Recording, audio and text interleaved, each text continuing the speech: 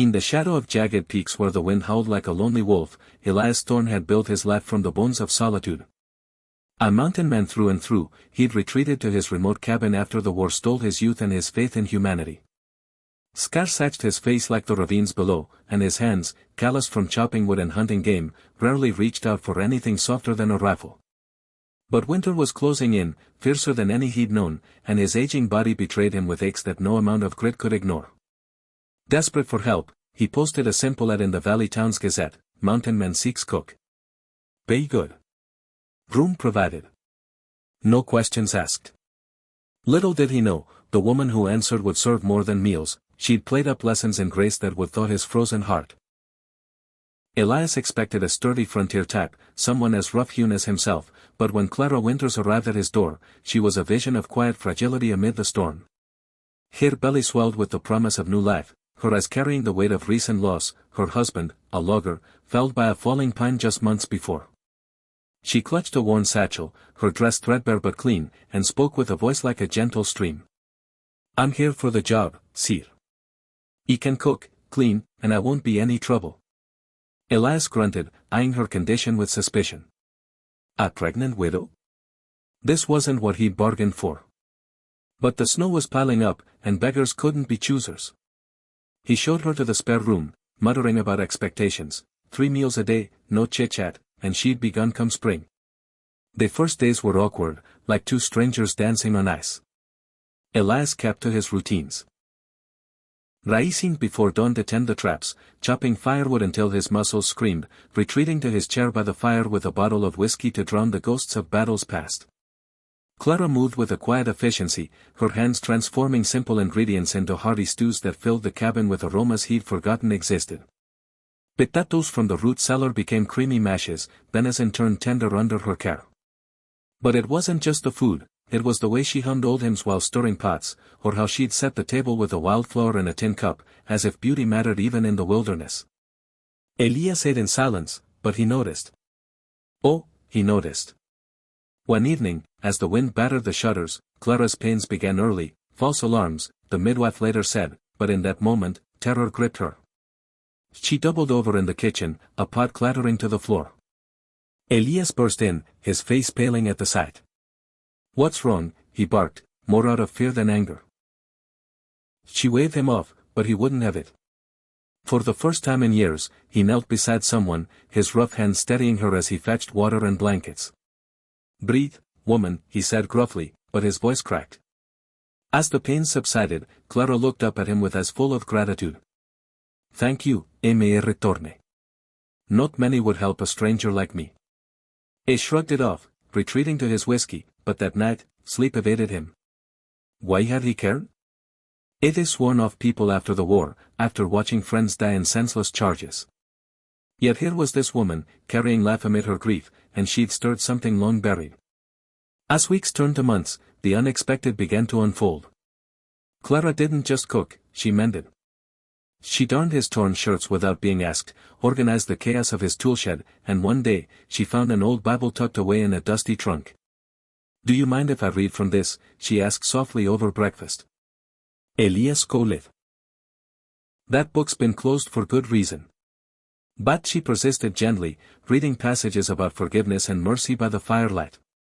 At first, he ignored her, but her words seeped in like rain on parched earth. She shared her own story, not with pity, but with quiet strength. Her husband, Jacob, had been kind, a man who helped neighbors even when their own roof leaked. "He taught me that grace isn't earned, it's given freely," she said one night, her hand on her belly. Elias listened, his defenses cracking. He hadn't known grace since before the war, when he'd been a boy helping his ma tend the farm. What had turned him hard, convinced him the world was a battlefield where kindness got you killed. The turn came on a bitter February morning. Elias set out to check his traps, the snow deep and treacherous. Hours later, a blizzard whipped up, blinding him. He stumbled, twisting his ankle in a hidden crevice, and collapsed against a tree, the cold seeping into his bones. Panique rose. No one would find him out here. But then, a figure emerged from the whiteout, Clara, bundled in his oversized coat, lantern swinging. She'd noticed his absence, remembered his route from overheard mutterings, and ventured out despite her condition. Me retorne. Hold on, she called, her voice cutting through the gale. She helped him hobble back, her arm around his waist, ignoring her own exhaustion. In the cabin, she tended his injury with poultices and broth, all while hiding her own discomfort. That night, as fever gripped him, Elias deliriously confessed his demons, the friends lost, the guilt of surviving, the anger that had isolated him. Clara listened without judgment, her hand on his forehead. You're not alone in your pain, Elias. But grace means letting it go, one act at a time. Profound realization dawned as he healed. Clara wasn't just a cook, she was a mirror, reflecting the man he could be. Her selflessness. Cooking through nausea, cleaning despite fatigue, offering kindness to a gruff stranger, shamed his isolation. He began small changes, helping her with heavy pots, sharing stories of his youth, even carving a tiny cradle from pine for the coming baby. The cabin, once a fortress of solitude, warmed with laughter. But the true twist came when Clara's real labor started in early March.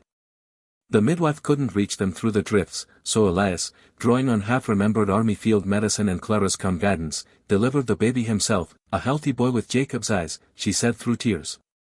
In that moment, holding the squalling infant, Elias felt a rush of emotion he'd thought dead. This child, born in his home, wasn't his, yet the act bound them. The climax built as spring thawed the mountains.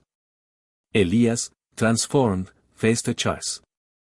Clara planned to leave, return to the valley to raise her son among kin. But on the eve of her departure, he found her weeping over Jacob's old letter. I don't know if I can do this alone, she admitted. Elias knelt, his voice steady. You don't have to. Stay. Not as a cook, but as family. Ibe got land, strength left in these arms, and grace to learn from you. It was his act of compassion, offering not just shelter, but his heart. Clara accepted, tears mingling with smiles, and in that embrace, Elias felt the weight of years lift. He'd paid for a cook, but received a teacher who showed him that humanity's power lay in vulnerability, in giving without expectation. As wildflowers bloomed on the slopes, Elias, Clara, and little Jacob forged a new life. The mountain man who once shunned the world now welcomed travelers with hot meals and stories. Clara's grace had ripple effects. Elias volunteered in the valley, helping widows like she'd been, teaching boys the value of kindness over conquest. In the end, the story of the mountain man and the pregnant widow whispered through the winds, in a world that can harden hearts like winter frost, one act of selflessness can spark a thaw, reminding us that grace isn't found in grand gestures, but in the quiet choice to open our doors, and our souls, to another. And in that openness, we find not just survival, but the profound hope of renewal.